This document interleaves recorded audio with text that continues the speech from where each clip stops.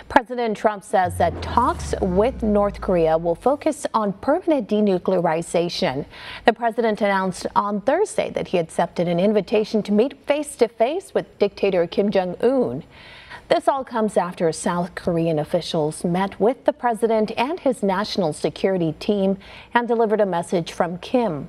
That message included the invitation and Kim's pledge to suspend all nuclear missile testing. Well, the White House confirmed the meeting, which is now getting mixed reactions here in the U.S. One America's Kristian Rouz has more. The White House confirms President Trump accepted the invitation to meet with North Korean leader Kim Jon Un in order to secure a peaceful denuclearization of the Korean peninsula. Administration officials said Thursday the place and time of the meeting have yet to be determined, while all sanctions and containment policies against Pyongyang will remain in place for the time being.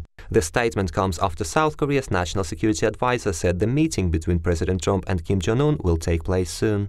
President Trump appreciated the briefing and said he would meet Kim Jong Un by May to achieve permanent denuclearization. The president himself welcomed the great progress achieved on the path toward disarmament of North Korea. He stressed North Korea has agreed to full denuclearization, not just a temporary freeze of its nuclear program, as previously suggested by China and Russia. Additionally, White House officials say the unprecedented meeting has a greater potential than all previous diplomatic efforts to contain North Korea, as past talks involving lower-level officials didn't work. Certainly, the North Koreans have invited American heads of state before, but this is the first time an American head of state said, sure, I'll go. So this is really quite extraordinary. The announcement of the upcoming talks are sending shockwaves of enthusiasm and skepticism across the U.S. intelligence community, international public opinion, and financial markets. National security officials have long been skeptical of North Korea's true intent,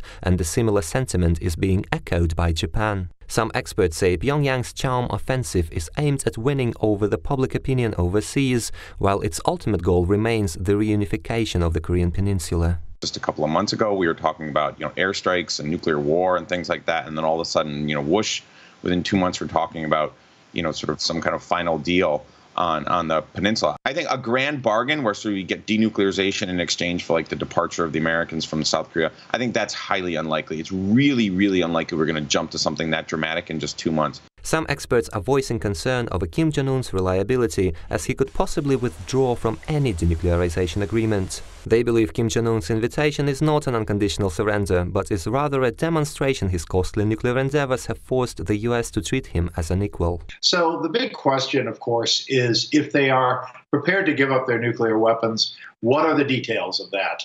Is this something where they want to first see what it's like to meet with Donald Trump? North Korea's recent diplomatic overtures are also aimed at sowing discontent between the US, Japan and South Korea. Recently, President Trump accused South Korean President Moon Jae-in of appeasement of the North, while the relations between Tokyo and Seoul have been rattled by the issue of World War II comfort women, a narrative also serving Pyongyang's goals. As North Korea maintains it wants guarantees of regime protection in exchange for its nuclear program, the rogue state still seeks to annex the South, as the two Koreas remain technically at war. Now, they could be lying through the teeth, like they've been in the past, and when we get into discussions with them, they move in a different direction. That certainly can be the case. White House officials said the president will now speak with his Chinese counterpart Xi Jinping, while Kim is meeting with South Korean President Moon next month, as the hard work begins to arrange yet another and potentially futile major diplomatic effort.